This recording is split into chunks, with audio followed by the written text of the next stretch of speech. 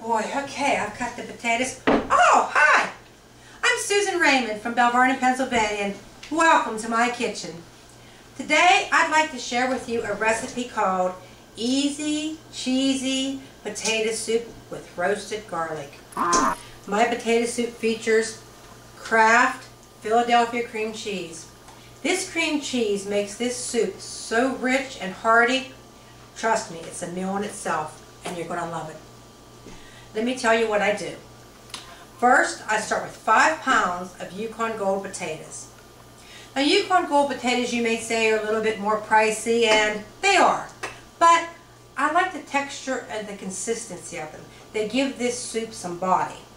So I've taken and I've cut the potatoes up in cubes, big cubes. I cut your potato halfway and then quarter it 2 ways, like you're going to make mashed potatoes, okay? Now, I have some chicken stock here that I've made, and what you want to do is you just want to add enough chicken stock to cover your potatoes. Maybe about an inch or so over, because you don't really want this to be too liquidy. You know, the soup's going to be hearty, okay? So, there we go. You can't, it's kind of hard to see if I tilt the bowl, you're not going to see it.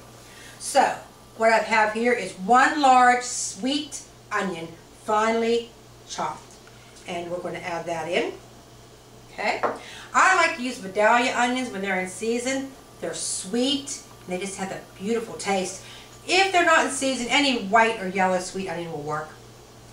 I've also taken 1 large red sweet pepper, chopped it up nice and coarse pieces, because you want to see them. You want to see the color in your soup with the white potatoes. I mean, the aroma and the taste blends in beautifully. So we're going to add those. And then I have 2 tablespoons of kosher salt. Kosher because I like it, you know, because I can. If you don't like it, you can use table salt, sea salt. By all means, don't go out and buy kosher salt to make this soup. Table salt's fine. And some fresh black pepper. So we're going to add that all in. And we'll stir this all up. I'm using my spoon because I left my spatula over there. Okay. So, we're going to put this on the stove. Turn it on high. And we're going to bring that to a boil. Now, while the potatoes are boiling, my husband loves this soup with homemade dumplings. And ladies, please, don't let the word homemade dumplings intimidate you. Dumplings are one of the easiest things you're ever going to make. What you want to do, now for time's sake, I went ahead and prepared my batter, okay? I've taken 3 eggs and beaten them and added just about a cup of flour. What you want to do is add your flour slowly, because all eggs are a different size and you're not going to be exact. But you want to keep adding the flour and beating it till your dough comes to the consistency of a thick pancake batter. You know, it's thick and heavy, but it still has some bounce to it, okay? And then what you're going to do, you're going to take your batter, you're going to put it onto a plate, like this. There we go. Got a nice ball of batter here. Now behind me, I already have a pot of hot water that has come to a full boil. And what you're going to do is, I like to heat my knife up for just a second in the hot water, and take the dumpling dough off the plate into the pan. You want to do this rather quickly, and just, you know, flick and dip, flick and dip. It's so easy. And you can do like half of this dough at one time.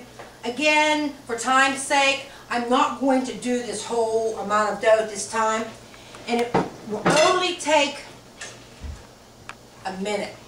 And these dumplings are going to come to the top of the pot. I don't know if I can tilt the pot for you to see. I don't know if you can see those dumplings floating there. I don't think so, but you'll know. Just time it. Flick some in and give it a minute and then pull them out. It's best to use a slotted spoon. You can pull them out. When they come floating to the top, give them another 10 or 15 seconds after they're floating to the top. And actually going to be done. This is what your dumpling will look like when it comes out of the water. Alrighty then. Okay, our potatoes are done. I finished my dumplings. Now, how I knew the potatoes were done is I pierced them with a fork. Just enough that you knew they broke apart easily but still had a nice texture to them, because we really don't want them to be all mushy. So what I'm going to do is I'm going to take my hand masher, I'm going to break them up. Because you want some nice big chunky pieces in here. And because it's hot, some of these potatoes are still going to cook up a little bit, okay? And they're going to break up.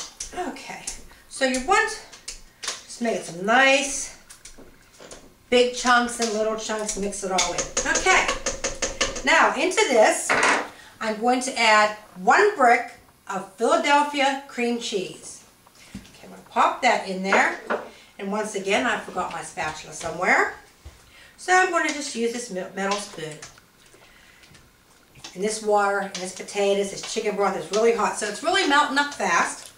Now I'm going to add 3 cups of shredded Kraft sharp cheddar cheese. So we're going to pour. Okay, so we're stirring that all in. Now we're going to add some fresh roasted garlic. I made this myself, and actually it's quite easy. I learned on Paula's website. Paul has a wonderful video there telling you how to make fresh roasted garlic right on your stove top. So ever since I found that, I keep it in my refrigerator all the time. So we're getting a very nice consistency here. And all I'm going to do at the very end here is I'm going to add maybe half a cup of milk, not too much. Just half a cup. You'll be able to tell if it's a little bit too thick or not. And the last ingredient is our homemade dumplings. We're going to pour those in. Oh my God. Oh, garlic, red peppers, beautiful combination. We're going to plate this up for you now. You're going to love it. Let me get this out of my way, sorry. Alright, let's see. Oh, my husband loves this when he comes home from work from a long day, especially in the cold winters we have in Pennsylvania. Okay, let's see. We're going to put this over here. We're going to add just a little bit of extra cheddar cheese on top just to make it look nice. A little bit of fresh chives. Oh, a little bit of fresh crumbled bacon to top it off. And last, how about a great piece of crusty French bread, fresh from the local bakery. We'll add some of that on. And I'll tell you what, maybe my cameraman might want to take a little look at this. This is beautiful. This is bon appetit.